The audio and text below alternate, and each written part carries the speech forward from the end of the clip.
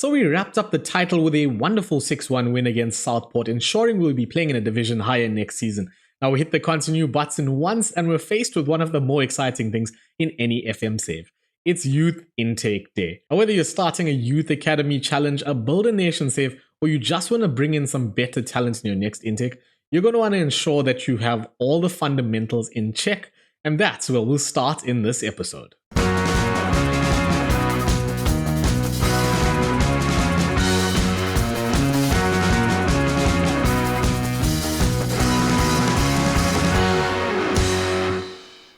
So to make sure that we're all on the same page, we'll start right here. There are two very important youth intake notifications, the first of which looks like this, the preview. This usually pops into the inbox sometime around December, around 3 months before your actual youth intake date. Your head of youth development will use this to notify you about the upcoming intake in terms of its quality and where the best players lie. Now this first notification is quite important and we'll talk more about it later in the video. Now the next time you see anything regarding a youth intake will be on intake day. Your head of youth development or the staff member assigned to the task will give you a notification with all the incoming talent. Now you'll see actual players with their star ratings. You'll be able to take an in-depth look at each and every one of them and offer contracts where you see fit. This particular crop of youngsters is from our 2024 intake, which you can check out with the card above. But now let's look at how to get a banging intake every single time. So the youth intake in FM24 can be somewhat complicated. I'm going to aim to simplify it down to a few factors to keep in mind to ensure that every season you bring in a haul of absolutely potent talent. Now we'll start off by looking at the nation. So every nation has a youth rating between 1 and 200 built into the game. This determines the average quality or rating that new gens from this country are produced with. The higher the nation rating, the better the new gens will be. Now on screen you see a list with some of the top nations in terms of their youth ratings. Players from these countries will generally come in with a higher current ability and potential ability. Now of course this can vary from intake to intake. This list is also very valuable when scouting for wonder kids. By starting your search in the nations closer to the top of the list, you're likely to find some very good talent, seeing as they have a larger pool of highly talented young players. Now these nation ratings are dynamic, and over the course of your save they might improve.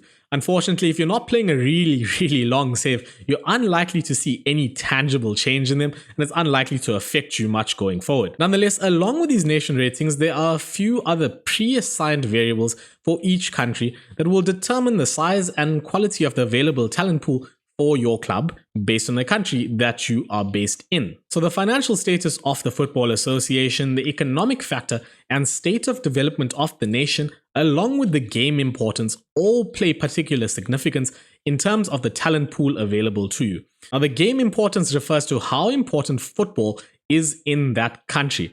For example, in the UK and Brazil, football is at the top of the agenda in terms of sport. If you hop over to a country like India, it is more likely that cricket or hockey will be up there. And likewise, the amount of young kids that are likely to go into academies that will be playing football are much lower than in Brazil or England. Now, of course, this is something that you can't change unless you go ahead and use the pre-game editor. We're not going to focus on that today because it's something that I just don't do. Now, all hope is not lost because there are things that we can change. And we'll move on to looking at our club facilities in terms of youth recruitment, youth facilities, and junior coaching. Now on my screen here, you can see that I have all that information right here, but for the sake of us using different skins, let's just pop into facilities on the top. Now looking at our facilities page, you can see that we have an average youth recruitment, good academy coaching, and poor youth facilities. So I'm going to use a very simple schematic diagram to explain how our club and all the others get to pick players from this massive pool of talent. So over a given period, let's call it the off season, there are a number of very talented youth players that are playing around in parks or for youth dedicated teams. Now these players range through all the junior ages, and as they're under 15 or 16, they'll not be picked up by the game scouting database. Now each season, every club goes through a period of youth recruitment where they try to bring in some of the best talent from this pool. The youth recruitment rating defines how big the net they cast is going to be. Clubs with exceptional youth recruitment like Manchester United or Manchester City usually have very widespread nets and can cover multiple areas. They're unlikely to be limited to just areas like Wythenshawe or Stockport, but can cast their nets all over the country and sometimes even wider over the globe. Conversely, smaller teams like ourselves with lower youth recruitment ratings tend to have smaller nets to cast and are therefore limited to smaller areas to look within this talent pool. Now let's imagine that Manchester United send out some youth scouts to find players from their list. Firstly, the fact that they have a much larger list than a club like we do will improve their chances of finding the best players amongst the lot. Now that they've found these talented players, the club scouts are going to pop over and have a watch of them playing in real life match situations. Now of course, they've seen a player that Leamington just hasn't, and as such will have no competition from us in terms of getting his signature. Now, unfortunately for them, Man City, which also has a massive radar, has found this kid too and pops in as well to offer him a contract. Now this is where club reputation comes in. In the event that two clubs have the same youth recruitment, they're then judged by the game based on club reputation. The club with a higher reputation will then get preference in terms of who gets to take the talent first. You can think of this in the sense that that player that's been scouted by two clubs will then go ahead and most likely sign a contract for a club that he generally thinks are better. Of course, club reputation is something that you can definitely improve in the game by winning matches, winning titles, and just growing your reach as a club. Now jumping back, we'll have a look at the other two, youth facilities and academy coaching. Now, a lot of people tend to think that youth facilities and junior coaching refers to your youth teams, your under 18s and under 19s. But in fact, what this is referring to is the coaching that's happening behind the scenes. Your under 10s, under 11s, under 12s, and so on. Now, the level of these facilities determine how well youth talent will develop. Of course, if we go back to our diagram, if per se we found a player that was 12 years old, he'll then pop into one of our junior teams. Our youth facilities and junior coaching then becomes very important in ensuring that he develops very well up until the point that he can sign a contract into our youth team via the youth intake. If the youth facilities and junior coaching were both poor, it's likely that this player wouldn't develop very well from that very young age to the point when the intake happens. It's therefore unlikely in that case that you'll bring in a player with good current and potential ability. Of course, the standard of your youth facilities, junior coaching, and youth recruitment can all be improved by popping into your club vision, making a board request, and asking the board to make some change. For example, if you pop to finance, you can see junior coaching budget. In this case, we can only decrease it because I've recently asked for an increase. Likewise, if you pop down to networking, you'll find youth recruitment. Here we can only cut back because again, we've asked for it very recently. And if you do see the facilities tab, you can go ahead and ask for an improvement in youth facilities as well. Now, the next important cog in terms of your youth recruitment machine is your head of youth development. In our case, Glenn Rule. Now, there are three very important things to consider when finding the best head of youth development in terms of intake. And these are personality, formation and playing style, and to a lesser extent, his attributes as a whole. Now, the important thing with personality is this tends to be passed on to potential youth recruits. You'll find very often that in a youth intake, players tend to come in with the personality of the head of youth development. In this case, it's balanced and not ideal. What you should be looking for is a personality type in your head of youth development that is similar to the ones we spoke about in mentoring. And as we said in that episode, model citizens, perfectionists, and professionals, and the rest of that list tend to have very good hidden attributes in terms of development, like professionalism and ambition. They also have high determination as well, and altogether, these players will then come in with a very good potential to develop. Now, the reason why formation and playing style is important is because the head of youth development is likely to find players that fit this. We usually play a 4-2-3-1. Glenn Rule prefers a 4-4-2 with 2 strikers, 2 centre mids, and 2 wide midfielders. As such, it's quite unlikely that he's going to find me a good central defensive midfielder or central attacking midfielder, which is something that he doesn't usually prefer in terms of his preferred formation. Likewise, with an adventurous playing mentality, he's likely to find more players with an adventurous playing style rather than a defensive one. Now, the last thing is the attributes, and this is something that is much debated. Some people tend to believe that he's judging player ability and potential ratings influence the quality of players brought in. I cannot agree or disagree with this wholeheartedly, but what I will say is that bringing in a head of youth development with a good judging player ability and player potential will enable him to see talent quite well. And as such, when he gives you the first report in December and then again from the intake day, he's likely to rate each player more accurately. Likewise, whilst his personal coaching and mental attributes might not influence player quality, what they will do is provide you with another good coach to be used in your coaching setup. In this case, Glenn Rule is quite good at working with youngsters, so he's going to be good at training younger players, and he's quite good at attacking and mental coaching. Likewise, his determination is 13 and his level of discipline 15, with 9 motivating, which is not the greatest, but nonetheless will help him be a better coach. So whilst this might not influence the intake on a massive scale, it definitely will influence his ability to coach, and that is something that I looked for when bringing him into the team. Of course, at the lower league level, having more good coaches in is much more important than ensuring brilliant intakes. It's still something that I'd love to do, but we have to prioritize performance and results. Now, youth intake day varies from club to club in FM24, as I've previously mentioned. It usually starts around the 13th of March in England. Clubs with better youth recruitment usually start their intake first, seeing as they've had a larger list, as we mentioned, and have better access to the potential talents available in the pool. Yet again, as I mentioned, the next defining factor is club reputation, which is used as a tiebreaker when two clubs have the same level of youth recruitment. Now, it is the 23rd of March in our save, and it is youth intake day, but I'm sure you have 2 more questions. How do we influence current ability, and how do we influence potential ability? The main influence for current ability in your new gens is junior coaching and club reputation.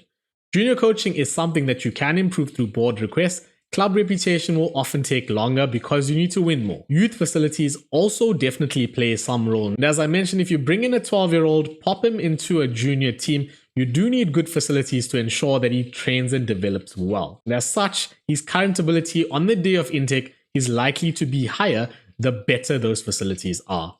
Now, when it comes to potential ability, nation youth rating and again, junior coaching are very important.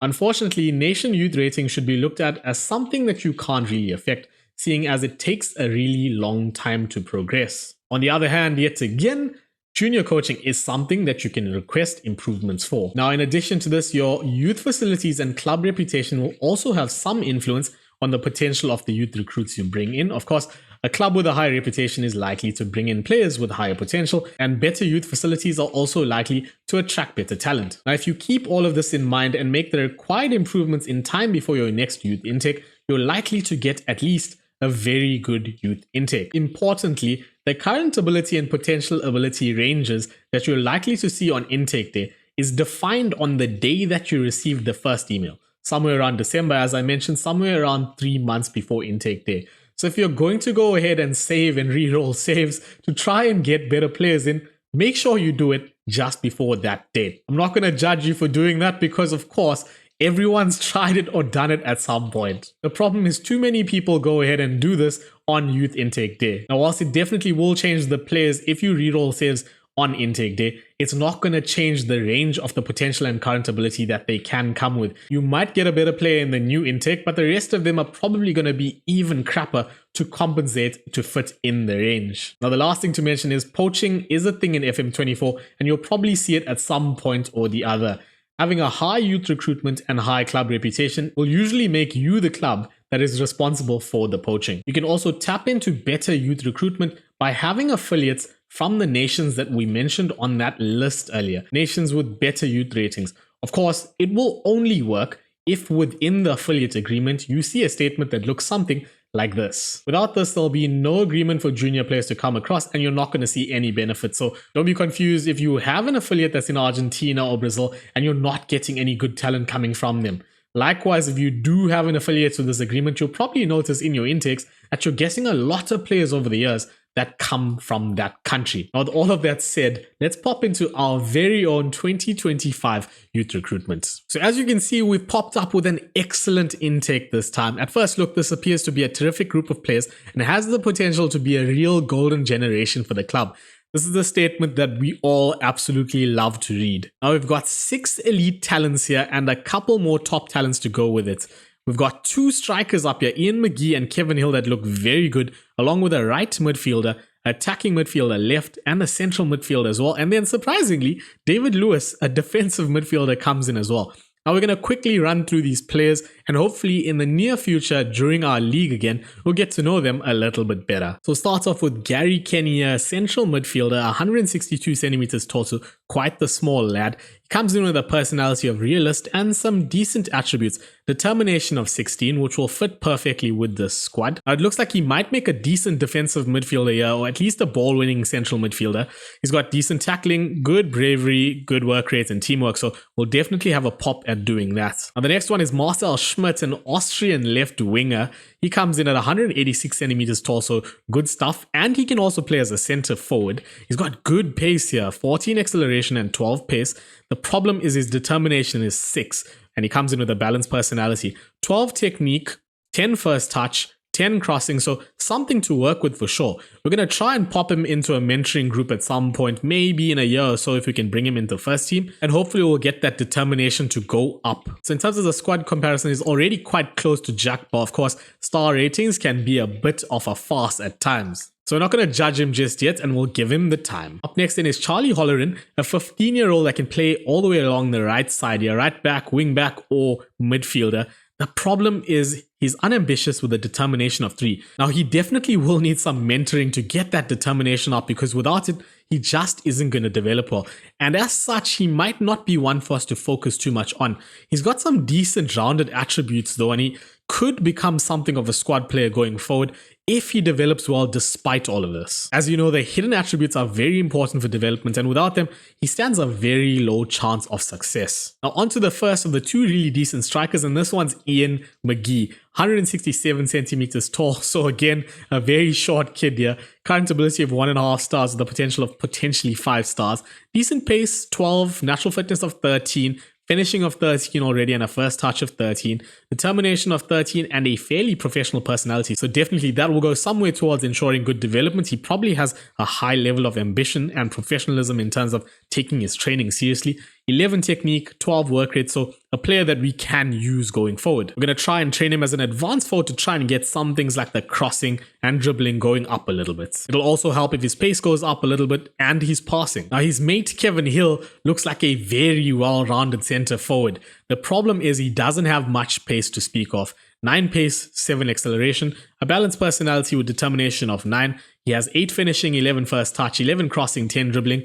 And then everything else looks pretty decent. 13 aggression, 11 composure, quite a lot of rounded mental attributes for a player that's just 16 years old. So again, something we can work with. He's not the tallest, so we might not play him in this role that he prefers currently of target forward, but we'll see how he develops over the course of the next year or 2. Now, the last of the elite talents is David Lewis, who prefers playing as a CDM, passing of 11, 12 technique, 12 positioning, 14 teamwork, 17 bravery. That's going to help quite a bit. He's got a balanced personality with 8 determination, so not the greatest there, but good decisions at 11 and good natural fitness at 11. Definitely something to work with, but a far shot from being immediately useful to the first team. Now, there's just one more I want to have a quick look at, and that will be down here in our top talents. Carl Evans looks somewhat decent with a 4.5 star potential rating, and I can see exactly why. 12 acceleration, 13 pace, and 15 determination with a resilient personality and unflappable media handling style. So we definitely have something to work with. The problem here is his technical ability is just not that great. 12 technique, but everything else that goes with it isn't particularly promising. 7 crossing, 7 first touch, 6 passing. His dribbling set at 9 and he's finishing at 3. So we're going to try and improve him on the technical level, and hopefully at some point between now and the next 2 or 3 seasons, when he's somewhere around 18 years old, he might be a little bit useful to the squad. If not, we can get rid and hopefully get some money via loan fees. Now, all in all, it seems like we've had a pretty decent intake here for all our trouble and making sure that all those things I mentioned earlier were taken care of. Of course, we've asked the board for a lot, and very often, like you would see in your says, they're not going to agree to much depending on the financial situation. What I would say though is persist.